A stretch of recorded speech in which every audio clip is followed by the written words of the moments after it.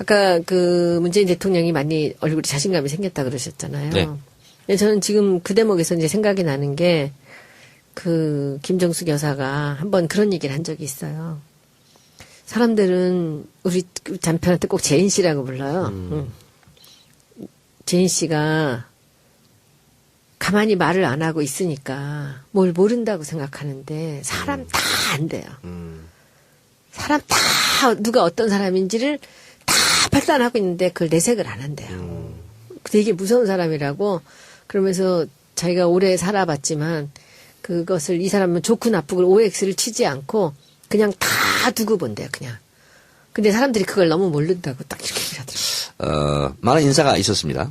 임종석 비서실장, 이낙연 국무총리, 그리고 서훈 국가정보원장, 그리고 전병헌 민정수석, 조현옥 인사수석, 그리고 윤영찬 국민소통수석 이게 쭉 이제 인사했습니다. 그리고 주영훈 경호실장, 그리고 송인배 제1부속실장 이렇게 쭉 줄줄이 이제 인사가 있었습니다.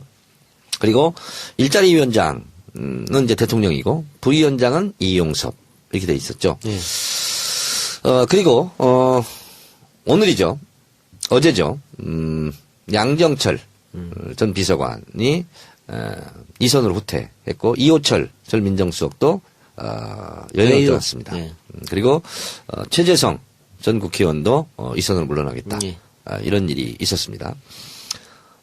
그리고 조국 민정수석이 지금까지는 가장 뭐랄까 좀 특이한 인사고 좀 스포트라이트를 받는 인사 이렇게 돼 있습니다. 근데 지금까지는 대통령이 본인이 이제 임명할 수 있는 사람 임명한 거잖아요. 네네. 나머지 내각 같은 경우는 이제 총리 제청권을 받아서 총리 제청을 받아서 국회 인사청문회를 통과해야 되는 네. 뭐 그런 건데. 통과는 하지 않아도 됩니다. 그냥 인사청문 절차만 거치면 그렇습니다. 되는 거죠. 이제 앞으로 대통령이 인사할 게 너무 많아요 지금. 그래서 그러면 이제 방금 총리 인사 제청권 얘기했잖아요. 네. 근데 총리도 인사청문을 받아야 되지 않습니까? 그렇습니다. 24, 25일 국회 동의가 있어야 됩니다. 예정이 돼 있다고 하는데. 총리만큼은 인사청문회를 거치고 국회에서 표결을 해야 됩니다. 그러면 총리가 이제 국회 통과한 뒤에 인사제청권을 행사하는 겁니까? 아니면 그 전에 대통령이 협의할 수 있는 건가요? 헌법상은 31일 날 국회 표결이 이제 예정돼 있거든요. 그 이후에 해야 됩니다. 그래서 만약에 31일 날 통과가 안 된다, 좀 지연이 된다, 그러면 유일호 경제부총리로 하여금 재청권을 행사하도록 하겠다 이런 방침인 것 같습니다. 지금도 사실은 무리하면 약간의 모양새가 좀 이상할지 몰라도 지금 유일호 경제부총리가 국무총리 권한 대행이잖아요. 그래서 지금 할 수는 있다. 할 수는 있어요. 할 수 근데 있어요. 그렇게 안 하는 거죠. 네, 안 하는 거죠. 자, 그래서 이제 인사가 이제 있고 지금 연일 이제 뉴스를 달구고 있는데 이번 인사의 특징이 이 작가 뭐 같아요? 소통. 아니야? 소통. 그건 너무 평범한 거죠 이거. 모르겠어요. 이번 인사의 특징은 언론에서 많이 안 나옵니다. 문재인 대표를 지금까지 보좌했던 소위 말하는 친문 핵심들이 이선으로 후퇴한 것이 저는 가장 큰 특징인 것 같습니다. 별 마음에 안 드는데. 네, 뭐 마음에 들든 안 들든 그렇습니다. 그리고 왜 마음에 안 드세요? 아니, 전 대통령 만든 사람들이 대통령하고 같이 협의해서 국정을 쭉 끌어나가는 게 맞다고 봐요. 자 그런데 이 기조는 대선 선거 운동 기간 내에도 유지가 됐었습니다. 그러니까 노무현 대통령 후보가 노무현 대통령이 자꾸 문재인 대통령 후보가 연설하잖아요. 옆자리는 다 문재인 대통령과 가깝지 않았던 비문 계열들이 다 섰어요. 그래서 전면으로 등장한 거죠. 그리고 친문 인사들은 뒤로 다 빠져줬습니다. 그리고 지금 인사도 그런 양상입니다. 그렇고요. 어제 첫 출근을 했던 청와대 대변인, 청와대 얼굴 굉장히 중요한 자리죠. 박수현 전 의원, 안희정의 복심입니다. 나 깜짝 놀랐어요. 네. 지난번에 그 경선 때 상당히 상처될 말을 많이 하셨거든요. 많이 했죠. 네. 근데 그 양반을 쓰더라고. 대변인. 자, 그래서 깜짝 놀랐어요. 첫 번째 특징은 뭐냐면 소위 말한 친문 핵심들은 일단 뒤로 좀 떨어져 있고 그리고 대탕평의 원칙에 의해서 주로 문재인 대통령의 우호적이지 않았던 그런 인사들로 하는 것이 첫 번째 특징인 것 같고요. 그리고 이제 이거는 굳이 분석을 할 필요는 없는데 대체적으로 임종석 비서실장을 중심으로 50대가 중심이 됐다. 이런 거고요. 우연의 일치인지는 몰라도 박원순 서울시장, 서울시 출신이 유독 청와대 수석 자리에 많이 있습니다. 이런 거고요. 뭐 행정 경험을 높이 샀다 이런 얘기도 있죠. 네, 그렇습니다. 그리고 저는 가장 잘한 인사는 조국 교수와 이정도 총무비서관. 이정도 총무비서관은 진짜 이건 파격적인 겁니다. 예. 아세요? 그분 누군지? 누군지 모릅니다. 모르죠. 그게 파격이고 그게 잘한 거죠. 그렇습니다. 그러니까 총무비서관 자리는 소위 말하는 문고리 3인방의 핵심 중에 핵심인 거고요. 금고직이. 그리고 금고직입니다. 그리고 대통령의 특수활동비가 있습니다. 일명 통치자금이라고 그러는데요. 노무현 대통령 때는 깎아가지고 나는 100억만 쓰겠다. 1년에. 1년에. 그건 영수증이 필요 없고 국정감사가 필요 없는 돈입니다. 그런데 이 돈은 총무비서관이 관리합니다. 그러니까 그럼 어디다 쓰죠, 그 돈을? 1년에 500억 정도 임기 동안 500억 정도 되는데 그것은 대통령에 따라서 더 많을 수도 있고 적을 수도 있고. 제가 알고 있기로는 정확한 건 아닌데 이것도 추론인데 김대중 대통령 때는 1년에 300억 정도 되지 않았나 이렇게 추론을 하고요. 근데 노무현 대통령 때는 100억이라고 알려져 있습니다. 뭐에다 쓰는 거예요? 이건 뭐냐면 어디 가면 있잖아요. 금일봉. 아. 그러니까 어디 시차를 간다거나 하면 이렇게 경력금 이런 거 있잖아요. 그래서 이제 그렇게 쓰시라고 이제 특수활동비가 있는데 그것도 다 총무비서관이 관리를 합니다. 언제 그런 용돈 좀 받아보는. 아, 근데 노 대통령은 그런 데만 쓰지 않고 공공의 이익을 위해서 나중에 그렇습니다. 썼었어요. 그러니까 굳이 꼭 이 용도는 대통령 마음이에요. 그렇죠. 그래서 어느 단체에 기부할 수도 있고. 근데 이제 제가 알고 있기로는 노무현 대통령이 그것도 안 쓰고 반납을 많이 하셨다고 그럽니다. 그래서 진짜 바보 아니냐. 그냥 써도 되는데 이렇게 원칙을 지켰다고 그러고. 그러니까 그렇기 때문에 총무비서관은 최측근, 그 노무현 총수석이- 대통령은 최도술 최도술 이렇게 했었죠. 구속이 됐었죠. 네, 그리고 박근혜는 이재만. 네, 그렇습니다. 이렇게. 그래서 굉장히 이게 사고가 날 수 있고 그렇죠. 굉장히 위험한 자리입니다. 그래서 문재인 대통령은 아예 그런 싹을 잘라버리자. 일면식도 없다고. 그래서 기획예산처 출신 예산 전문가 총무비서관을 앉힌 거예요. 저는 이것은 난 누가 추천했는지 알겠어. 오. 네, 엄청난 인사입니다. 이건 사실은. 전양균 씨가 추천한 네. 것 같다. 아. 그럴 수도 있죠. 이번에 또 그래서- 많이 부진했다는 얘기를 네. 있더라고요. 그래서 왜냐하면 죄송합니다. 네.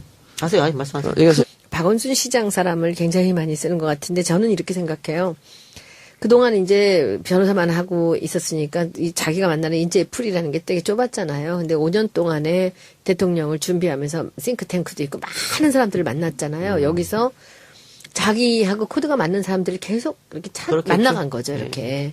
근데 대통령이 되고 나서까지 그 측근들을 또다시 등용할 필요는 저는 없다고 봐요. 근데 이번에 나도 멋진 게 이정도 비서관하고 조국 교수 같은 조국 교수를 참 좋아하시더라고 옛날부터도. 조국 그러더니 교수가 문재인을 더 좋아하는 것 같아. 아니 근데 몇 번을 저는 조국 교수를 굉장히 좋아하는구나라는 그런 느낌을 받은 적이 있었던 게 제가 홍보위원장 할 때인데 한 번은 저를 보자 그래서 이렇게 갔더니 조국 교수가 그러는데 뭐 이런 얘기 이건 이렇게 하면 어떻겠냐 이렇게 얘기를 하시는 거예요. 근데 잘 안 그러시는 분이에요. 그래서 조국 교수 얘기를 굉장히 귀담아 들으시는구나라는 그때 로고 만들고 뭐 이런 거 할 때였었던 것 같아요. 근데 그런 걸 봤는데 조국 교수가 신선하고 참 좋은 것 같아요. 저는 그래서 아마도 그동안에 측근으로 있던 사람들이 같이 들어가서 그들하고 같이 어울린다는 것이 상당히 좀 어렵지 않은가. 어쨌든 소위 말해서 말이 탕평책이고 대탕평이지 그걸 실천하기는 굉장히 어렵습니다. 그래요? 근데 문재인 대통령은 이번에 그 대탕평이 탕평책 이것이 굉장히 돋보인다. 그리고 역대 대통령 중에서 이렇게까지 실제로 실천을 한 경우는 드물었다. 그래서 대탕평 이것이 이번 인사의 가장 큰 모험적인 사례다 이렇게 보고 있고요. 그리고 이제 일각의 언론에서는 서시오다 뭐 이런 얘기도 있어요. 서울 시민단체 50대 뭐 이런 얘기도 하는데 그것은 서울시? 그거는 이제 기계적인 이제 분류라고 보고. 저 사람은 어떻게 보세요? 총리. 총리 잘한 거죠. 호남에서는 난립니다. 뭐가요? 그 사람 잘했다고? 이낙연 지사를 총리로 등용한 것에 대해서 너무 좋아해요. 아, 네. 국민의당이 직접적인 피해를 많이 볼 겁니다. 네, 제가 지난 주말에 이제 목포랑 순천이랑 갔는데 정말 너무 좋아해요. 거기 계신 분들이. 문 대통령이 진짜 우리 얘기를 들어주는구나. 우리가 잘 뽑았구나라는 얘기가 쫙 그래서 돌아요. 저는 이제 문재인 대통령의 여러 가지 성격을 추론해 보건데 자기랑 친하지 않아도 이 사람이 적임자다 하면 과감하게 쓰는. 그래서 앞으로 기대하세요. 예측합니다, 제가. 문재인 대통령을 그렇게 괴롭히고 못 살기고 했던 사람도 입각할 가능성이 나는 있다. 이렇게 봅니다. 그래서 그런 사사로운 감정에 의해서 인사하는 것은 아니다. 그래, 그래서 대체적으로 집권 초기에는 가장 주목받고 그리고 대통령 지지도에서 가장 영향을 받는 것이 사실은 인사입니다. 장관 인사를 많이 하기 때문에. 장관 인선도 그러면 당평 쪽으로 갈 것 같습니까? 네, 그렇습니다. 나 진짜 너무 재미난 얘기 들었는데 오늘 그 공무원 무슨 연수원 같은 데서 그 정청래 의원한테 강의해달라고 컨택이 왔다며. 어디라고는 얘기하지 맙시다 우리. 아직 못 들었어요? 못 들었어요? 못 들었어요? 네. 거기 그 관공서에서 공무원들 교육을 하는데 뭐냐면 문재인의 통치 그 그거를 강의해달라고. 컨셉에 대한 거를 강의를 해달라고 요청이 왔대요. 그래서 김성희 부장한테 김성희 얘기는 지금 금기어야. 캠핑복을 써가지고. 되게 쓰면 안 돼. 그래가지고 연락이 와서 제주도래요. 그래서 뭐 모든 경비 다 되고 그리고 그래서 100만 원 이하면 하지 마라. 100만 원. 근데 너무 놀래가지고 그 공무원 무슨 연수원에서 그래서 세상이 참 바뀌었군요. 그랬더니 그쪽 사람들도 막 웃대. 그러니까 그걸 지금 상황에서 정청래 전 의원 같이 그 얘기를 잘할 사람이 누가 있겠냐고. 그래서 그렇습니다. 그래서 이제 저는 제가 이제 행간을 읽으려고 많이 노력하고 그리고 이제 언론에 보도되지 않는 거 그리고 이제 문재인 대통령의 표정 이런 거 보면 저 때 심정이 어떻겠다 이런 거 알잖아요. 근데 갑자기 대통령형 얼굴로 바뀌었어. 똑같은 얼굴인데 후보 때하고 대통령이 됐을 때하고 얼굴이 달라졌고요. 표정이 딱 두 개가 있거든요.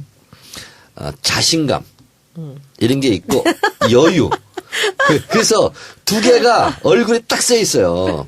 그래서 저는 이제 그 대통령 되고 나서는 못 만났잖아요. 그래서 난 대통령 되고 나서 한번 만나보고 싶어. 왜냐면 너무 좋을 것 같아. 예전에 맨날 공격받고 막 힘들고 이럴 때만 우리 봤잖아요. 그래서 지금은 여유 있고 당당하게 대통령으로서 그 모습이 굉장히 보기 좋습니다. 그 우리 TBS 대선방송 같이 했잖아요. 네. 근데 의원님 가시고 나서 저런 게 있었어. 코너 중에 그 각기 한 명씩한테 본인이 만약에 추천할 수 있는 권한이 있으면 추천해라 장관을. 대본에 그래서 굉장히 고민되더라고 누구를 할까 그래서. 내가 문체부였거든. 그래서 소장은 너무 딱 떠오르는데 방송에서 그 얘기하면 너무 속불 같아가지고 도종환으로 바꿨어요. 도종환 했으면 좋겠어요. 지금 이렇게. 하십시오, 지금. 응? 지금 하십시오. 그때 했다고 그렇게. 아니 저기 도정환 의원님이 굉장히 중요한 역할을 이번에 하셨습니다. 블랙리스트는 그분 아니었으면 안 됐어요. 그래서 저는 지금 저한테 누가 묻는다면 저는 뭐 1초도 생각 안 하고 도정환 의원님이 문체부 장관 가야 된다고 생각합니다. 왜냐하면 정리를 좀 해야 돼요. 그들한테 자신감도 좀 줘야 되고 블랙리스트 관련되는 거. 우리 지금 블랙리스트가 여기서 나오지 않았다면요. 김기춘도 못 잡아놓고 조윤선도 그대로 있고요. 결정적인 단서를 못 잡았습니다. 근데 그것을 해서 문체부가 전체가 들고 일어나서 모든 사람들이 안에 내부 고발이 나왔던 게 블랙리스트거든요. 그러니까 저는 뭐 어떻게 보든지 도정환 의원이 저는 문체부 초기 다른 일을 장관 통할 가는 일이 게 있었어요. 맞다고 도정환 생각합니다. 의원하고. 네. 그래가지고 전화 꺼놓고 자요? 켜놓고 자요? 저 꺼놓고 자요? 왜 꺼놓고 자요? 잘 때 시끄럽잖아요. 그래, 꺼놓고 잔대. 관심이 없군요. 네, 관심이 없어. 그게 아니지. 이미 벌써 다 결론이 났을 수 있어. 저는 오늘 의총회에 갔을 때 옆에 가서 장관님. 그랬어요? 네. 막 죽으려고 그래, 약올라. 근데 저는 그 사람이 제일 저는 적임자라고 생각을 합니다. 5월 18일 목요일에 그 서울 환경영화제 개막식이 있는데 여기에 그 블랙리스트 영화인 초대하는 이벤트가 있어요. 어머나. 예, 블랙리스트 어워드 이벤트가 어머. 있어가지고 여기에서 그 세 개 부분의 어떤 시상을 한다고 합니다. 그래가지고 많은 그런 그 소외됐던 전 정권에서 핍박받았던 영화인들이 많이 참석할 거라고 하는데 누구 올지는 잘 모르겠습니다. 우리도 재미로 한번 해보죠. 손소 변호사 한 명만 딱 추천할 수 있으면. 뭘요? 재미로 아까 장관. 얘기했잖아. 장관이요? 문체부의 도종환 이렇게. 장관. 재미로 하는 건데 고민하지 마. 그냥 고민. 해. 저는 그 콘텐츠 진흥원장의 이동영 작가님. 장관 콘텐츠 아니잖아. 잘 만들지 그래. 그냥 저 다시 할래. 예, 하세요. 저는 문체부 장관이 지금 그 블랙리스트 때문에 충분히 그 도정환 의원님이 1순위로 가치가 있다고 생각하지만 평창올림픽 있잖아요. 그래서 저는 안민석 의원이 1기 장관 했으면 좋겠다 생각을 했어요. 네. 그리고 그 다음에 도정환 의원이랑 이렇게 돌아가면서 하면 되지 본인은 않을까. 언제? 나는 말기에 할게. 말기에. 자, 이게- 청문회 하셔야 돼요. 자, 여러분 오해하지 청문회 마시고. 나는 걱정이 없어. 예, 오해하지 마시고. 저는 재미로 하는 거니까 정의연 하세요. 예. 저는 어느 자리든 저는 정세현 전 장관 있잖아요. 거기를 중용했으면 좋겠다. 전 통일부 장관? 예, 예. 장관 한 번 했는데 또 해요? 아니 그러니까 저는 사실은 제가 쭉 관료들도 많이 만나고 장관들도 많이 알고 지내잖아요. 근데 김대중 대통령에게 임동원이 있었다면 네네네네. 문재인에게 정세현이 있다. 난 이렇게 됐으면 좋겠어요. 그래서 그분은 뭐 총리를 하든 다시 또 통일부 장관 하든 뭘 하든 간에 한번 보실까요? 제가 대선 기간 동안 서당캐에서 그분을 모시고 외교, 그랬어요? 국제적 외교 관계, 남북 관계를 제가 대담 형식으로 그분하고 그랬구나. 1시간 넘게 했었거든요. 이분이 너무 해박하고 경험이 너무 축적돼 있어요. 그러죠. 그래서 균형 감각이 있는 데다가 젊은 사람들의 감각까지 있어요. 팟캐스트도 너무 잘해. 이분이 굉장히 유머스럽고. 그래서 저는 정세현 장관 같은 분이 뭐랄까 문재인 정부의 중심축 역할을 좀 했으면 좋겠다. 임동원 장관은 그 통일부 장관 하고 나서 비서실장도 하지 않았나요? 김대중 정권. 때? 국정원장도 하고요. 국정원장도 그렇죠. 여러 가지가 있었죠. 그 스펜서 킴이라는 사람을 아세요? 만났어요? 그 사람 혹시 모르세요? 그 굉장히 성공한 그 이제 미국에 계시는 사업가인데 그 아들이 그 눈이 와가지고 이렇게 그 이제 차가 움직이지 못해갖고 그 가족을 구하려고 나왔다가 결국은 동사했고 그거 몰라요? 그래서 그분이 헬리콥터 띄워가지고 그 장소를 알아가지고 기지국을 다 만들어서 근데 그분이 이제 아들을 잃었죠. 근데 그리고 인생이 바뀌었다는데 그분이 이제 사람을 수소문을 해서 저를 만나자고 연락이 왔어요. 그래서 제가 만났더니 두 가지를 저한테 부탁을 하시더라고요. 그 정세현 장관하고 한번 대담으로 제가 주진영하고 했던 그 경제 알바 같은 거를 그런 거 한번 해봐달라는. 우리나라에 바뀐다. 그렇지 그렇게 하고 그걸 첫 번째 조건이고 둘째는 주진영 공선생 좀 만나게 해달라고. 우리 나갔던 그 모든 그 페북 라이브를 2번, 3번씩 다 들으셨대요. 그래서 한번 같이 만난 적이 있었는데 그럼 저도 한번 관심을 갖고 좀 보겠습니다. 네네네. 알겠습니다. 별 마음에 안 드는데. 네, 뭐 마음에 들든 안 들든 그렇습니다. 그리고 왜 마음에 안 드세요? 전 대통령 만든 사람들이 대통령하고 같이 협의해서 국정을 쭉 끌어나가는 게 맞다고 봐요. 자 그런데 이 기조는 대선 선거 운동 기간 내에도 유지가 됐었습니다. 그러니까 노무현 대통령 후보가 노무현 대통령이 자꾸 문재인 대통령 후보가 연설하잖아요. 옆자리는 다 문재인 대통령과 가깝지 않았던 비문 계열들이 다 섰어요. 그래서 전면으로 등장한 거죠. 그리고 친문 인사들은 뒤로 다 빠져줬습니다. 그리고 지금 인사도 그런 양상입니다. 그렇고요. 어제 첫 출근을 했던 청와대 대변인, 청와대 얼굴 굉장히 중요한 자리죠. 박수현 전 의원. 안희정의 복심입니다. 저 깜짝 놀랐어요. 네. 지난번에 그 경선 때 상당히 상처될 말을 많이 하셨거든요. 많이 했죠. 네. 근데 그 양반을 쓰더라고. 대변인. 자, 그래서 깜짝 놀랐어요. 첫 번째 특징은 뭐냐면 소위 말한 친문 핵심들은 일단 뒤로 좀 떨어져 있고 그리고 대탕평의 원칙에 의해서 주로 문재인 대통령의 우호적이지 않았던 그런 인사들로 하는 것이 첫 번째 특징인 것 같고요. 그리고 이제 이거는 굳이 분석을 할 필요는 없는데 대체적으로 임종석 비서실장을 중심으로 50대가 중심이 됐다. 이런 거고요. 우연의 일치인지는 몰라도 박원순 서울시장, 서울시 출신이 유독 청와대 수석 자리에 많이 있습니다. 이런 거고요. 뭐 행정 경험을 높이 샀다 이런 얘기도 있죠. 네, 그렇습니다. 그리고 저는 가장 잘한 인사는 조국 교수와 이정도 총무비서관. 네. 이정도 총무비서관은 진짜 이건 파격적인 겁니다. 네. 아세요? 그분 아까 문재인 대통령이 많이 얼굴에 자신감이 생겼다 그러셨잖아요. 네. 근데 저는 지금 그 대목에서 이제 생각이 나는 게 김정숙 여사가 한번 그런 얘기를 한 적이 있어요. 사람들은 우리 남편한테 꼭 재인 씨라고 불러요. 재인 씨가 가만히 말을 안 하고 있으니까 뭘 모른다고 생각하는데 사람 다 안돼요. 사람 다 누가 어떤 사람인지를 다 판단하고 있는데 그걸 내색을 안 한대요. 되게 무서운 사람이라고 그러면서 자기가 오래 살아봤지만 그것을 이 사람은 좋고 나쁘고 OX를 치지 않고 그냥 다 두고 본대요. 그냥. 근데 사람들이 그걸 너무 모른다고 딱 이렇게 얘기하더라고요. 많은 인사가 있었습니다.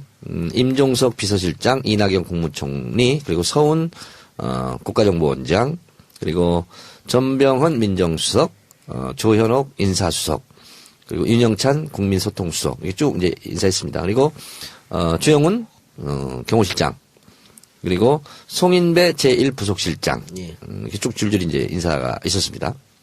그리고 일자리 위원장은 이제 대통령이고 부위원장은 이용섭 이렇게 돼 있었죠. 예. 그리고 오늘이죠. 어제죠. 양정철 전 비서관이 이선으로 후퇴했고 이호철 전 민정수석도 여행을 떠났습니다. 예. 그리고 최재성 전 국회의원도 이선으로 물러나겠다. 예. 이런 일이 있었습니다. 일면식도 없다고 그래서 그러더라고요. 기획예산처 출신 예산 전문가 총무비서관을 앉힌 거예요. 저는 이것은 난 누가 추천했는지 알겠어. 오. 네, 엄청난 인사입니다. 이거 사실은. 전향균 씨가 추천한 네. 것 같다. 아. 그럴 수도 있죠. 이번에 또 그래서- 많이 부진했다는 얘기를 네. 있더라고요. 그래서 왜냐하면 죄송합니다. 네. 하세요. 아니, 말씀하세요. 그래서 박원순 시장 사람을 굉장히 많이 쓰는 것 같은데 저는 이렇게 생각해요. 그동안 이제 변호사만 하고 있었으니까 이 자기가 만나는 인재의 풀이라는 게 되게 좁았잖아요. 근데 5년 동안에 대통령을 준비하면서 싱크탱크도 있고 많은 사람들을 만났잖아요. 여기서 자기하고 코드가 맞는 사람들을 계속 이렇게 그렇겠죠. 만나간 거죠. 이렇게. 근데 대통령이 되고 나서까지 그 측근들을 또다시 등용할 필요는 저는 없다고 봐요. 근데 이번엔 나도 멋진 게 그 이정도 비서관하고 그 조국 교수 같은 조국 교수를 참 좋아하시더라고 옛날부터도. 조국 그랬더니 교수가 문재인을 더 좋아하는 것 같아. 아니 근데 몇 번을 저는 조국 교수를 굉장히 좋아하는구나라는 그런 느낌을 받은 적이 있었던 게 제가 홍보위원장 할 때인데 한 번은 저를 보자 그래서 이렇게 갔더니 조국 교수가 그러는데 뭐 이런 얘기 이건 요렇게 하면 어떻겠냐 이렇게 얘기를 하시는 거예요. 근데 잘 안 그러시는 분이에요. 그래서 아 조국 교수 얘기를 굉장히 귀담아 들으시는구나라는 그때 로고 만들고 뭐 이런 거 할 때였었던 것 같아요. 근데 그런 걸 봤는데 조국 교수가 신선하고 참 좋은 것 같아요. 저는 그래서 아마도 그동안에 측근으로 있던 사람들이 같이 들어가서 그들하고 같이 어울린다는 것이 상당히 좀 어렵지 자, 않은가. 어쨌든 소위 말해서 말이 탕평책이고 그리고 조국 민정수석이 지금까지는 가장 뭐랄까 좀 특이한 인사고 좀 스포트라이트를 받는 인사 이렇게 돼 있습니다. 근데 지금까지는 대통령이 본인이 이제 임명할 수 있는 사람 임명한 거잖아요. 네네. 나머지 내각 같은 경우는 이제 총리 제청권을 받아서 총리 제청을 받아서 국회 인사청문회를 통과해야 되는 네. 뭐 그런 건데. 그리고 이제 통과는 하지 않아도 됩니다. 그냥 인사청문 절차만 거치면 그렇습니다. 되는 그래서 이제 거죠. 앞으로 대통령이 인사할 게 너무 많아요 지금. 그래서 그러면 이제 방금 총리 인사 제청권 얘기했잖아요. 네. 근데 총리도 인사청문을 받아야 되지 않습니까? 그렇습니다. 24, 25일 예, 국회 동의가 있어야 됩니다. 예, 예정이 돼 있다고 하는데. 총리만큼은 인사청문회를 거치고 국회에서 표결을 해야 됩니다. 그러면 총리가 이제 국회 통과한 뒤에 인사제청권을 행사하는 겁니까? 아니면 그 전에 대통령과 협의할 수 있는 건가요? 헌법상은 31일 날 국회 표결이 이제 예정돼 있거든요. 그 이후에 해야 됩니다. 그래서 만약에 31일 날 통과가 안 된다, 좀 지연이 된다, 그러면 유일호 경제부총리로 하여금 재청권을 행사하도록 하겠다 이런 방침인 것 같습니다. 지금도 사실은 무리하면 약간의 모양새가 좀 이상할지 몰라도 지금 6.15 경제부총리가 국무총리 권한 대행이잖아요. 그래서 지금 수는 있다. 할 수는 있어요. 할 수 근데 있어요. 그렇게 안 하는 거죠. 네, 안 하는 거죠.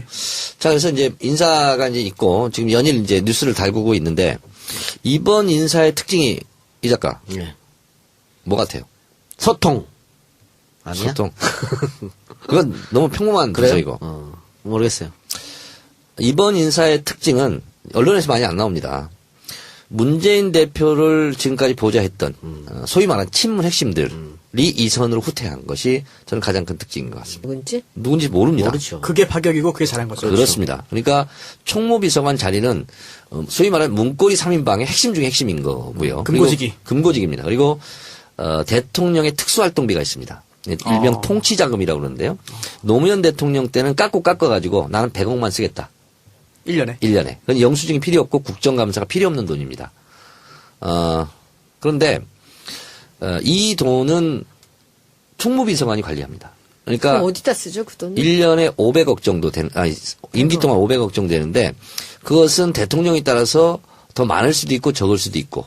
제가 알고 있기로는 정확한 건 아닌데 이것도 추론인데 김대중 대통령 때는 1년에 300억 정도 되지 않았나 이렇게 추론을 하고요. 근데 노무현 대통령 때는 100억이라고 알려져 있습니다. 뭐에다 쓰는 거예요? 이건 뭐냐면 어디 가면 있잖아요. 금일봉. 아. 그러니까 어디 시차를 간다거나 하면 이게 경력금 이런 거 있잖아요. 그래서 이제 그렇게 쓰시라고 이제 특수활동비가 있는데 그것도 다 총무비서관이 관리를 합니다. 언제 그런 용돈 좀 받아보는. 아, 근데 노 대통령은 그런 데만 쓰지 않고 공공의 이익을 위해서 나중에 그렇습니다. 썼었어요. 그러니까 굳이 꼭 이 용도는 대통령 마음이에요. 그렇죠. 그래서 어느 단체에 기부할 수도 있고. 근데 이제 제가 알고 있기로는 노무현 대통령이 그것도 안 쓰고 반납을 많이 하셨다고 그럽니다. 그래서 진짜 바보 아니냐. 그냥 써도 되는데 이렇게 원칙을 지켰다고 그러고. 그러니까 그렇기 때문에 총무비서관은 최측근, 그 노무현 총수석이- 대통령은 최도술 최도술 이렇게 했었죠. 그 구속이 됐었죠. 네, 그리고 박근혜는 이재만. 네, 그렇습니다. 이렇게. 그래서 굉장히 이게 사고가 날 수 있고 굉장히 위험한 자리입니다. 그래서 문재인 대통령은 아예 그런 싹을 잘라버리죠.